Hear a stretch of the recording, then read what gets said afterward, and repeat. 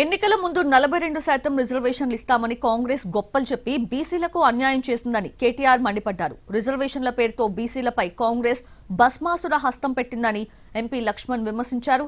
Party పదవుల్లో బీసీలకు సామాజిక న్యాయం చేయని బీఆర్ఎస్ బీజేపీ నేతలు బీసీ రిజర్వేషన్లపై మాట్లాడతారా అని పొన్నం ఫైర్ అయ్యారు.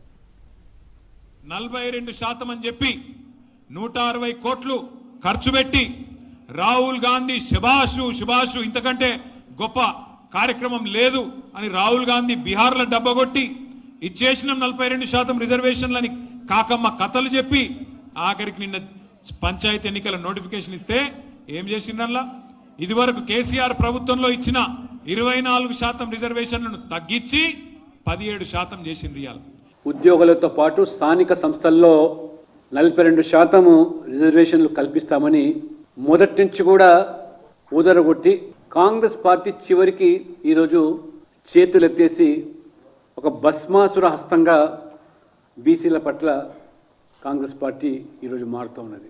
పంచాయతీ ఎన్నికల్లో 42% రిజర్వేషన్ల కోసం జీవో 46 తీసుకొచ్చి ఏ రకంగా ఇవాళ బీసీలను మోసం చేస్తూ ఉన్నది, దగా చేస్తున్నదో చాలా స్పష్టంగా కనీసం 20% కూడా రిజర్వేషన్లు ఇవ్వకుండా 17% మాత్రమే.